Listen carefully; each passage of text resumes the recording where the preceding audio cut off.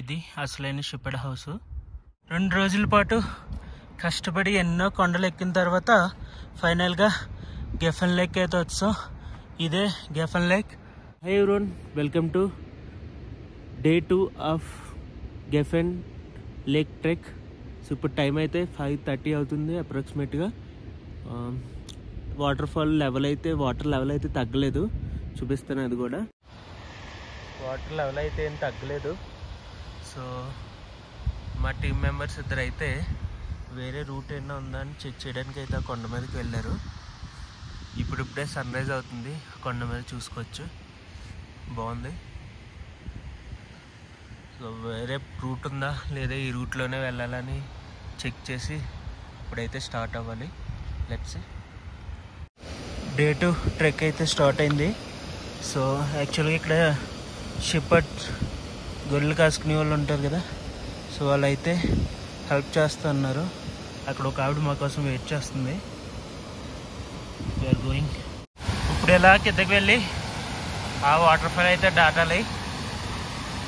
Water flow అయితే కొంచెం ఎక్కువ ఉంది, కానీ నేను ఈవినింగ్ మీద పర్వాలే.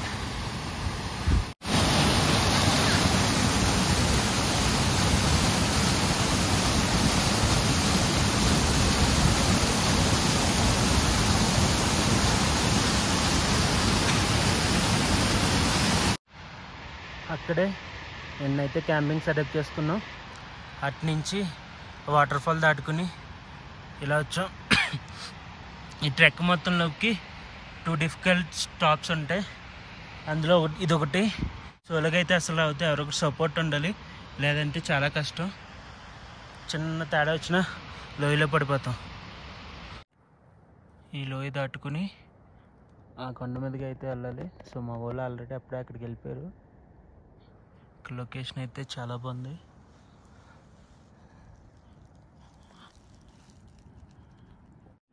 ట్రెక్ స్టార్ట్ చేసి 1 అవర్ పైన అవుతుంది. సో ఇక్కడ నుంచి యాక్చువల్గా క్యాంపింగ్ సెట్ చేసుకుందాం అనుకున్నాం ఇంకా పైన, కాకపోతే వాటర్ లేదు మా దగ్గర తాగడానికి, మొత్తం ఖాళీ అయిపోయినాయి. సో ఈ హెవీ బ్యాగ్స్ మోసుకుని వెళ్ళడానికి కుదరదు కాబట్టి ఏం చేసాం అంటే వాటిని ఇక్కడ పెట్టేసాం. ఒక బండ దగ్గర అయితే పెట్టేసి ఇప్పుడైతే లేక్ దగ్గరికి వెళ్ళిపోతాం డైరెక్ట్. సో ఇక్కడ నుంచి 5 కిలోమీటర్స్. సో 5 కిలోమీటర్స్ వెళ్ళి అక్కడ చూసి మళ్ళీ రిటర్న్ వచ్చేస్తాం.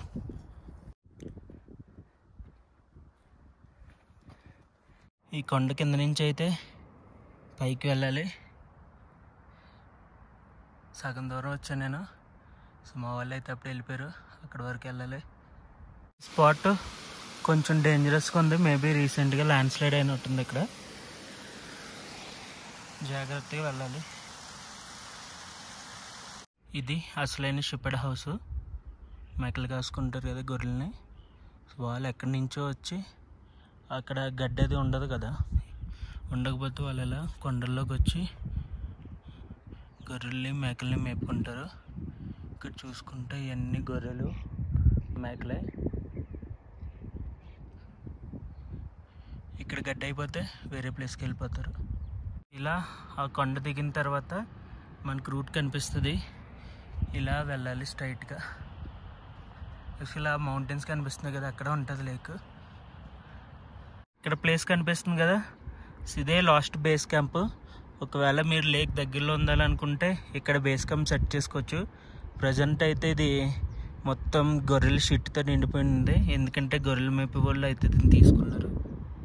సో అలా నడుచుకుంటూ అక్కడ ఆల్రెడీ 2 పీపుల్ వస్తున్నారు కదా, అటు నుంచి అయితే మనం పైకి వెళ్ళాలి. అక్కడే లేక్ ఉంటుంది. పుర్రెలు అనుకుంటా. ఎస్, చెక్క పుర్రె తెలియట్లేదు, డిఫరెంట్గా ఉంది ఇక్కడ. సో ఇలా ఫస్ట్ పిల్లకాయలను దాటేయాలి. వాటర్ అంతా లేక్ నుంచి వస్తుంది. సో అలా ఫ్రంట్కి వెళ్తే అక్కడ బ్రిడ్జ్లో ఉంటుంది, అక్కడి నుంచి అయితే క్రాస్ చేయాలి, చూపిస్తాను అది కూడా. ఇంత ఓపెన్ ప్లేసే, మీకు బాగా గుర్తుపెట్టుకోండి. ఇక్కడ నుంచి 1/2 అవర్లో అయితే మనం రీచ్ అయిపోవచ్చు లేక్కి. ఆల్రెడీ ముందెళ్ళి వచ్చిన వాళ్ళు చెప్పారు.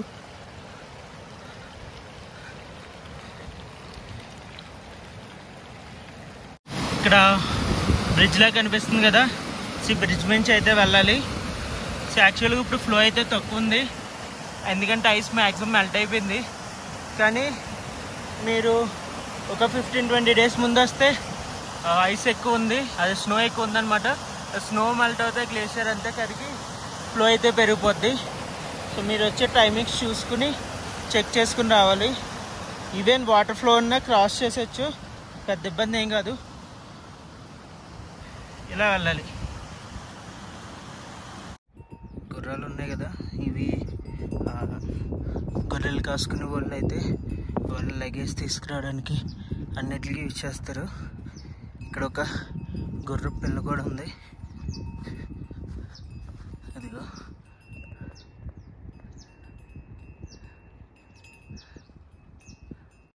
ఇదే ఫైనల్ డెస్టినేషన్. ఈ కొండ ఎక్కైతే మనకి లేక్ అయితే కనిపిస్తుంది. ఇలా ఏది ఎక్కినా పర్వాలే, లేక్ అయితే వీటి వెనకాల ఉంటుంది. ఫైనల్లీ ఎన్నో కొండలు దాటిన తర్వాత గెఫెన్ లేక్ అయితే దగ్గరికి వచ్చాం. ఎడ్జ్ దాటితే మనకు లేక్ కనిపిస్తుంది. Let's move. 2 రోజుల పాటు కష్టపడి ఎన్నో కొండలు ఎక్కిన తర్వాత ఫైనల్గా గెఫెన్ లేక్ అయితే వచ్చాం. ఇదే గెఫెన్ లేక్, అది గెఫెన్ లేక్ గ్లేషియర్. అక్కడ ఉన్న స్నో మెల్ట్ అయ్యి ఈ లేక్లోకి వస్తుంది. ఈ లేక్ నుంచి అలా కాలువల ద్వారా అది పైకి వెళ్తుంది, కిందకి వెళ్తుంది. యాక్చువల్లీ ఆ గ్లేషియర్ వరకు కూడా ట్రెక్ ఉంటుంది, కానీ ఇప్పుడైతే ఒప్పుకోలేదు. అండ్ ఫైనల్లీ 2 డేస్ కష్టపడిన తర్వాత ద బ్యూటిఫుల్ గెఫెన్ లేక్ అయితే వచ్చాం. సో ఇది హిమాచల్ ప్రదేశ్లో ఉన్న largest glacier lake. So glacier lake అంటే వెనకాల మనకు కనిపిస్తున్నాయి కదా, సో అక్కడ స్నోఫాల్ ఎక్కువ అవుతుంది, అది మెల్ట్ అయ్యి ఇక్కడ ఈ లేక్లో అయితే స్టోర్ అవుతుంది. వ్యూ అయితే చాలా బాగుంది. ఈవెన్ ఐస్ బ్లాక్స్ కూడా ఉన్నాయి, అవి కూడా చూపిస్తా. వాటర్ చాలా బ్యూటిఫుల్గా ఉంది, క్లియర్గా ఉంది. అక్కడ కనిపిస్తున్నాయి కదా, అవన్నీ స్నో. వాటర్ కూడా చాలా చల్లగా ఉంటుంది, టచ్ చేసి చూడొచ్చు. ఎస్, చాలా చల్లగా ఐస్ వాటర్లో ఉన్నాయి, కానీ వాటర్ మాత్రం చాలా క్లియర్గా ఉన్నాయి.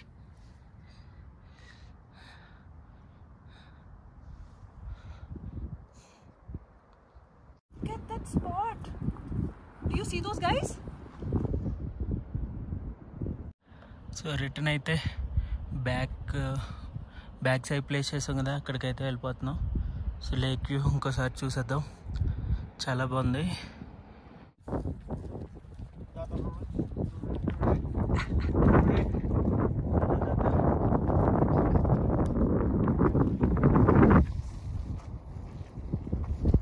గర్లండి మాయే గర్లు.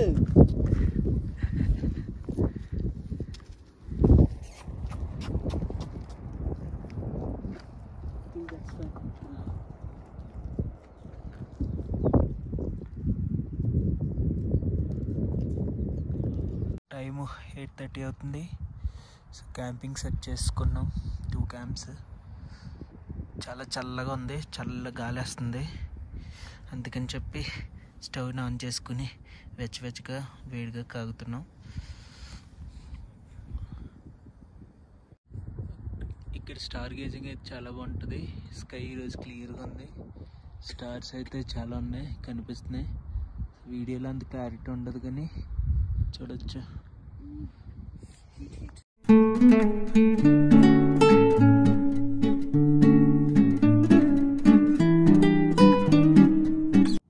టైం అయితే 9 అవుతుంది.